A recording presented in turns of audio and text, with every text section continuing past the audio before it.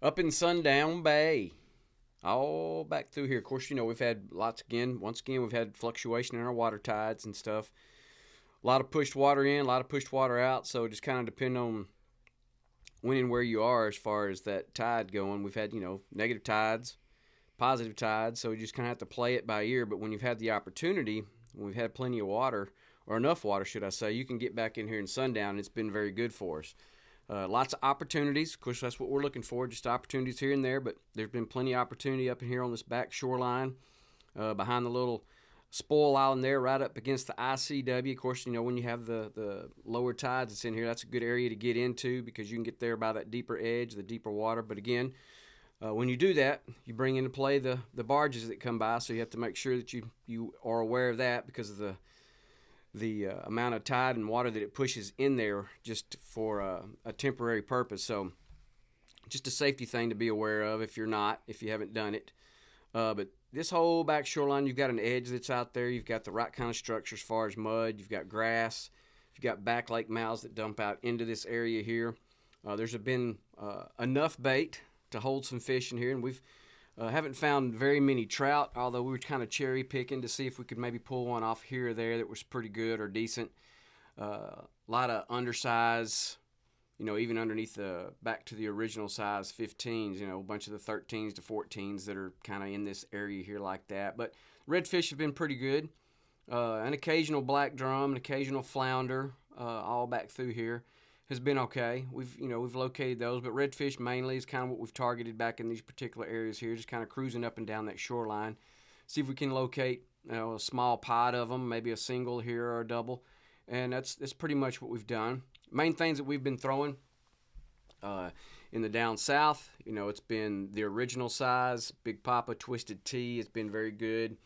White Ice, Bone Diamond has been good for us. Another one, Copperfield, has been pretty good. The Burner shad has been pretty much mud minnow primarily. Water, when we've had calmer winds, that water gets pretty clean up there. So maybe even go to the Firecracker or the Supernatural has been all right as well. As far as knock and tail goes, it's been primarily heavy metal and greenback. Haven't thrown a lot of rogue. Ever so often we will have that tied on, but primarily with that cleaner water, the greenback and the heavy metal have been good for us. Of course, corky season. Keep throwing the corkies if that's what you so choose to do. Throwing the devil in there. A little bit of topwater action, not a whole lot. Again, we've tied the lay on, and it's been pretty good. Get a little reactionary strike here and there, but primarily the down south has been the best for us this past week. All up in this area here. Again, 16th ounce jig heads, just taking your time, working these areas. With the lower tide, you can even work out toward the middle of it. It's typically a little bit deeper when you've had a normal tide that's out that way, a little bit more difficult to fish. But right now, when you're knee deep to thigh deep water, it's very good. You got the mud, scattered grass that's in there, grass almost on that shoreline. It's been pretty good for us. So again, majors, minors have been the main thing. We're in those transition days, so you want to give yourself plenty of different options and opportunities during that time frame. Just like I say, your wild card days are your days where you can have any kind of type of bite, where it be average to spectacular or even below average. So always give yourself plenty of options on these type of days that are like that, really focusing around those majors and minors and paying attention to what your tides are doing, and especially with the weather patterns that we've had. So looks like it possibly is going to be a pretty good week upcoming. So if you're able to get out on the water and take advantage of that, please do so. Down here, back lakes, all the way down to Spalding off of Jaybird Point, Sherman's Back Lake that's right through there where you got a north and south entrance back in there. Of course, it's kind of one of these catch-22 things. It's a terrific back lake, lots of opportunity that are in there, but you got to have the right kind of water or the amount of water in there because it's tide-predicated back lake. So, one day you'll have what you can do and you can get back in there and cherry pick it and you'll have enough water to fish it, and the next day it's gone again. So it's kind of a timing thing, so you have to kind of just be aware of that. If you haven't gotten a chance to fish that particular area very much, typically, it's better in the spring and the summertime where you've got a normal tide. This time of year we've got such fluctuation in there. You just have to time it correctly so you can take advantage of it. But if that happens for you, then that's great. So we've been fishing the guts that are out in front of that, fishing the shoreline edges, again, lots of grass that's in here. We've got plenty of bait that's working back in this area here. And again, Spalding areas are a terrific location, especially when you got lower tides. You can get out here on these guts and fish these back lake mouths way out here on this flat. It goes way out there. Lots of shell, lots of grass, lots of mud that's in there. So as long as you got the structure that's there, which it is, just a matter of if you're locating and finding bait in there. And of course, a great indicator for it is ospreys hovering, looking, brown pelicans diving, that type of thing. If you got some porpoise that are even working in the area, you know that there's probably going to be some fish there because they're very good hunters. They're much better than we are at locating. So those are all good little indicators for you. And then you can continue to come on down here toward the fingers. Fingers of Carlos have been okay. Haven't been just spectacular, but we've pulled a few fish out here or there, primarily trout. It's been in that 13 to 16-inch range. If you're looking to keep a few before they change the regulation on the trout, which that's coming. That's going to be a 15 to 23 fish on trout only. So just make sure you're aware of that whenever that goes into play, probably here in another month or two. That will start to take effect. But for right now, it's still 5 fish.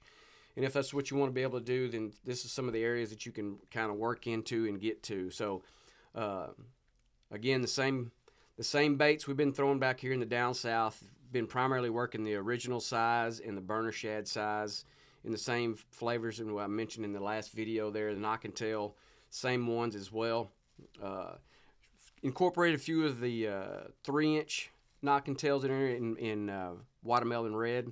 Has been okay. Hadn't been great, but it's been okay. We've located some fish with it. And, of course, then your Corkies, the originals, which are my favorite, are the Devil. That, and then, the floaters and sinkers in there, if that's what you love to be able to do. These are a terrific area to be able to do that. You can work on the back side here as a little bit into Carlos and get on this inside shoreline. When we've had our fluctuation in our winds and stuff, kind of been all over the place.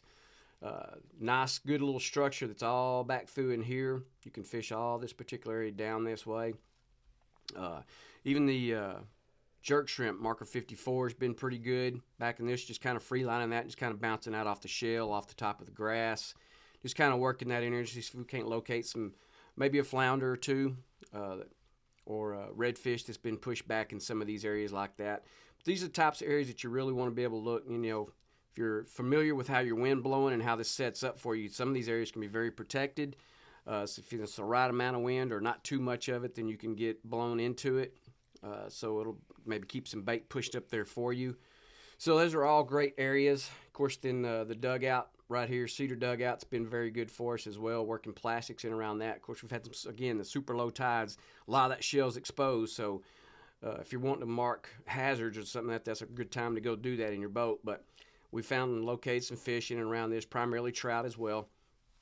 A few top water baits, not much, just a regular super spook, or even the lay-lay's been okay. There's been not any one particular thing that's just been super, super great. It's just been a variation of baits and sizes that we've kind of worked with. The Soft Dine XL has been pretty good for us as well.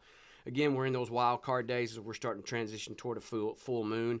So again, pinpoint during your majors and minors and let that be your primary productive time frame, and in between those time frames you'll have to grind till you find. Back here in Pete's Bend off the backside of Rattlesnake, been pretty good back around through the little cut throughs off the little shell bars and the little islands that are right there, fishing the deeper gut, especially when our water has dropped out for us. We've located some decent trout that are back in there. It's primarily throwing our suspended baits into this, like your Corky or your original Corky, the Devil. Of course, throwing the 16th ounce jig heads with whatever plastic that you wanted to it. Put on there have all been very productive for us. The Soft Dine XL has been pretty good back in these areas as well. Then, of course, here off of Rattlesnake, this point, this big muddy flat that's out here, has been pretty productive, especially to the edges when that water has been gone for us. Some of it's been quite a bit exposed, but it's been pretty good. So if you can get to the deeper edge of that and locate and find you some bait working out across there on the right type of day, you can be pretty productive back in here. And then, of course, you get back into Pete's, some of that area back there, back behind the old Redfish Lodge, that shoreline that's in there, and then come back around here off of the point of Italian Bend and back in the big area that's back in this area here. With duck season being long since done. So these back lake mouths and stuff have dumped back out into that, so you don't have to worry about those anymore. But they do allow you to have some good opportunities back this way. It's a very protected area, especially if you got a northeast wind. You can get back at this and work this all the right kind of way. We've had our normal tides in here. Then we can work the shorelines and just away from the shoreline just a little bit better with all different types of bait. Again, in our wild card days or transition days, if you will, that you have lots of different opportunity. We've been throwing anywhere from a supermodel down to a burner shad to the knock and tail in the 4-inch and the 3-inch, all the different soft dines, the corkies, any of that kind of stuff. Bring that to the table, and again, if you got 2 or 3, 4 people there, everybody gets something tied on a little bit different and see what kind of reveals itself to you as far as something that's a little bit more consistent patternizes as well. So, and paying attention to the very subtle things about the pattern. So once you kind of figure that or see that and you kind of stick to that pattern, so if you decide to move to a different location, set up in the same type of structure and the same type of thing, and that pattern will continue for you. So that's kind of one of those little things that you can do to help continue your bite frame or your bite opportunities that come along for you, even outside the majors or the minors. That's kind of been the thing that's been working for us. You know, we get into those majors and minors and be very productive for the most part. But then once we get in between those time frames and that bite tapers off, then for us to just have a consistent bite, we've set up on that pattern, whatever that was for that particular day.